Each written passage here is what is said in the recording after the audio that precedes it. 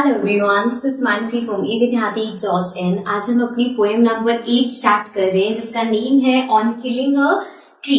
So basically यहाँ पे जो पोएट है वो इस पोएम से हमें बहुत ही सेंसिटिव पोएम है और हमें इमोशनल करना चाहता है, ये बोलते हुए कि हमें ट्रीज को कट नहीं करना चाहिए। बट उनका जो पोएम में तरीका है वो थोड़ा डिफरेंट है। वो डिफरेंट कैसे है, वो पोएम में ऐसे बताएंगे कि जब आप एक ट्री को कट करते हो तो उसमें से सैप जो निकलता है उसको ब्लड से रिलेट करेंगे। मतलब वो डायरेक्टली नहीं बोल रहे ट्रीज को कट करो, उल्टा वो उसका उल्टा बोल रहे कि अगर आपको किसी ट्री को मारना ही है तो पूरा उसे रूट से उखाड़ो, तब जाके वो कहीं मरेगा। अगर आप सिर्फ काट के छोड़ दोगे तो वो फिर से उग जाएगा। तो वो ये सब बातें ऐसा लगेगा, अगर आप पोएम देखोगे तो ऐसा लगेगा कि वो हमें ये बता रहे हैं कि नहीं आप जो कट कर रहे हो वो गलत कर रहे हो, आपको क्या करना है, इस तरह से ट्री को मारना है। तो ये सब बातें बता के उनका जो एक्चुअल मोटिव है वो ये है कि जो उसे रीड कर रहा है पोएम को वो थोड़ा सा इमोशनल हो, इस चीज को समझे कि ट्री भी एक लिविंग चीज है और हमें ट्रीज को कट नहीं करना चाहिए। अब डायरेक्टली हम चलते हैं अपनी पोएम पे,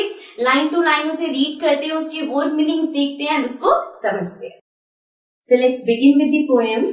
It takes much time to kill a tree. Not a simple jab of knife will do it. So the poet is saying it takes much time to kill a tree. एक tree को मारने में बहुत time लगता है। Not a simple jab of knife. Jab होता है to hit roughly. तो वो बोलते हैं सिर्फ उसको एक नाइफ से हल्के से या उसे रफली अगर आप हिट कर रहे हो और सोच रहे हो कि वो मर जाएगा, ऐसा नहीं होगा। It has grown slowly, consuming the earth. Now consuming the earth, consume करना क्या होता है, जब हम किसी चीज से कुछ लेते हैं तो वो बोलते हैं उसने बहुत सालों तक अर्थ में से कंज्यूम किया है। Slowly consuming the earth, rising out of it, feeding upon its crust, absorbing years of sunlight, air, water, and out of its leprous height sprouting leaves. So let's understand.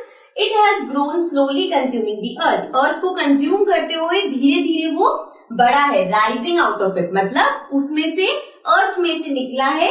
Feeding upon its crust. Crust होती है the outermost layer of the earth. So वहां पे क्या, अब feed का मतलब क्या होता है, हम कुछ जब खाते हैं उसको बोलते हैं फीड करना। तो अब उसने क्या फीड किया है अर्थ में से, न्यूट्रिएंट्स को उसने फीड करके वो निकला है अर्थ में से। Upon its crust, absorbing years of sunlight, air, water, और बहुत सालों तक उसने सनलाइट को, एयर को, वाटर को ऑब्जर्व किया है। Then and out of its leprous hide. Now leprous hide is basically, आप देखोगे बुक में भी इसका मीनिंग दे रखा है, it is kind of discoloured bark. अब आपने अगर कोई भी ट्री देखा होगा क्लोजली, अगर आप उसको देखोगे तो जो ट्री की बार्क होती है उसका बहुत ज्यादा वो डिसकलर्ड से होती है। जैसे हम पिक्चर ड्रॉ करते हैं तब तो हम बिल्कुल ब्राउन ड्रॉ करते हैं, लेकिन अगर आप एक्चुअल में ट्री देखोगे तो उसका कलर वो बिल्कुल डिसकलर्ड होती है। अब यहाँ पे लिप्रेस इसलिए यूज किया है, बेसिकली ये एक स्किन डिजीज होती है जिसमें हमारी जो स्किन है उसका कलर बहुत अजीब सा हो जाता है, इसलिए उससे रिलेट करते हुए इन्होंने यहाँ पे लिप्रेस हाइड बोला है। Sprouting leaves, sprouting means growing और to grow out, so that is they are saying sprouting leaves, जहां से लीव्स निकल रही है। So hack and chop, but this alone won't do it. The bleeding bark will heal. Now the poet is saying, so hack means to cut and chop means into pieces. आपने देखा होगा vegetables को chop करते हैं तो मतलब उसको pieces में कट करते हैं, तो वो ट्री को हैक एंड चॉप करने को बोल रहा है। But this alone won't do it. Again वो बोल रहे हैं कि सिर्फ इतना करने से भी नहीं होगा। The bleeding bark will heal. अब ब्लीडिंग बार्क, अब जैसे आपने देखा होगा ट्रीज को जब कट करते हैं तो कैसे कट करते हैं, जो उसकी बार्क है वहां से उसको काट दिया जाता है। और जब भी आप ट्री को कट करते हो तो उसमें से सैप निकलता है, जिसको यहाँ पे उन्होंने जो पोएट है उसने ब्लड से रिलेट किया। सो ब्लीडिंग बार्क मीन्स जो बार्क में से सैप निकल रहा है वो उसको रिलेट कर रहा है कि वो बेसिकली वो ट्री ब्लीड कर रहा है। And the poet is saying that will heal. Heal का मतलब होता है ठीक हो जाना। जैसे हमें कोई चोट लगती है तो हम कहते हैं ना ये हील हो जाएगा, that is to become healthy again. अब वो कह रहा है कि जो वो बार्क है आज जो ब्लीड कर रही है वो हील हो जाएगी। And from close to the ground will rise curled green twigs, miniature boughs, which if unchecked will expand again to former size. So अब कोई क्या कह रहे हैं, and from close to the ground will rise curled. Curled is curly and twigs is small branches. Means जैसे पेड़ में टहनियां होती हैं, वो बोल रहे हैं कि अगर आपने उसको ऐसे ही काट के छोड़ दिया तो वो कुछ टाइम में हील हो जाएगा और उसमें से फिर से वो टहनियां निकलनी शुरू हो जाएगी. Miniature balls, very small. Miniature means very small and balls mean the main branch of the tree. So वो बोल रहे फिर से वो उगना स्टार्ट हो जाएगा, which if unchecked will expand again to the former size. Former size means जितना पहले उसका साइज हो गया. अगर आपने उसको अनचेक्ड छोड़ दिया, उस पर ध्यान नहीं दिया, तो फिर से ट्री जो उसका ओरिजिनल साइज था, जितना वो जो आपने काटा तब था, फिर से वो उतना ग्रो कर जाएगा. ओके, सो यहाँ पे बेसिकली ये जो भी पोएट बोल रहा है, यहाँ पे आप ये मत समझो कि पोएट बता रहा है कि उसको कैसे काटो. वो बेसिकली लोगों को एक इमोशनल या सेंसिटिव पार्ट दिखाना चाहता है कि वो इनडायरेक्टली कह रहा है कि हमें ट्रीज को कट नहीं करना चाहिए. कैसे वो उसको रिलेट कर रहा है कि आप अगर उसको कट कर रहे हो तो वो ब्लीड कर रहा है, लेकिन कोई बात नहीं, अगर आप उसको नहीं ध्यान रखोगे तो वो फिर से हो जाएगा. तो बेसिकली उनका जो मोटिव है वो हमें इमोशनल करना है कि जो हम ट्रीज को कट वगैरह करते हैं वो ना करें. So now let's see poet आगे पोएम में क्या कहता है. So now let's continue. No, the root is to be pulled out of the anchoring earth. It is to be root, tied and pulled out, snapped out or pulled out entirely.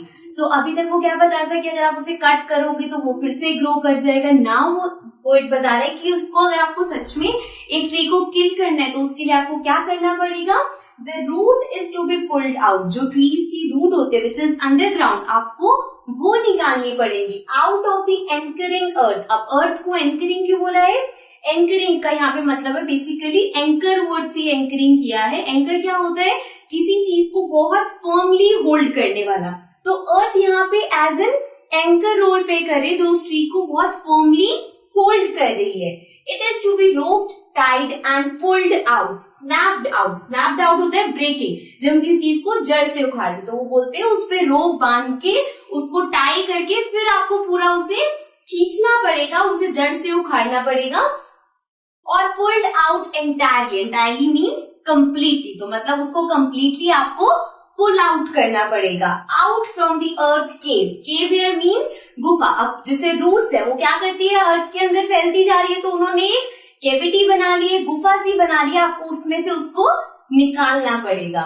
And the strength of the tree exposed, the source wide and wet, the most sensitive hidden for years inside the earth. अब वो उन roots को क्या बोल रहे हैं कि वो बेसिकली उसका सोर्स है, wide and wet, the most sensitive, hidden for years. वो बोलते हैं वो है सबसे सेंसिटिव पार्ट जो कि बहुत सालों से अर्थ के नीचे हिडन है. So the strength of the earth, वहां से the strength of the tree. So वहां से ट्री की स्ट्रेंथ है, that need to be expose. Expose means not hidden, या फिर किसी चीज को अनहाइड करना और किसी चीज को या फिर अनप्रोटेक्ट करना. तो आपको वो एक्सपोज करना पड़ेगा जो कि बहुत सालों से अर्थ के नीचे हिडन है. Then the matter of scorching and choking in sun and air, browning, hardening, twisting, withering, and then it is done. So now the poet says then the matter of क्या होगा, scorching and choking. ये आपने इसमें आपको meaning book में दे रखा है. Basically drawing up of the tree, जब उसको हम अपरूट कर देते हैं तो वो पड़ा पड़ा ड्राइड अप हो जाता है. That is what scorching and choking is. So अब वो बोल रहा है इन सन एंड एयर. अब उस पे सन की धूप पड़ेगी या एयर होगी, उसकी हेल्प से वो browning. Browning means will turn brown in colour. Hardening means hard हो जाएगा. ट्विस्टिंग मीन्स ट्विस्टेड सा हो जाएगा, ऐसे अलग अलग से मुड़ने से लग जाएंगी उसकी टहनियां. विथरिंग मीन्स अब फाइनली वो डिके होना स्टार्ट हो जाएगा, मीन्स वो पूरा पेड़ मुरझाने लग जाएगा. And then it is done. तब जाके आप एक ट्री को मार पाओगे. सो यहाँ पे जैसे मैंने आपको लास्ट आंसर हमने कंप्लीट करे तब बताया, तो पोएट गाइड नहीं कर रहा कि आपको ऐसे ट्री को मारने, वो आपको इमोशनल करना चाहता है, सेंसिटिव करना चाहता है कि इतना ज्यादा चीजों तक, इतना वो जैसे ग्राउंडेड है, इतना ज्यादा इतने सालों से वो उसकी रूट्स इतनी नीचे तक है, तो आपको ट्रीज को नहीं मारना चाहिए, उसको भी लिविंग की तरह ट्रीट करो. So this is the whole poem. I hope आपको पोएम समझ आ गई होगी, इसके डिफिकल्ट वर्ड समझ आ गए होंगे. And now you will be able to attempt the questions. So that's it from my side. I'll be coming back again with a new chapter. Till then, take care and bye-bye.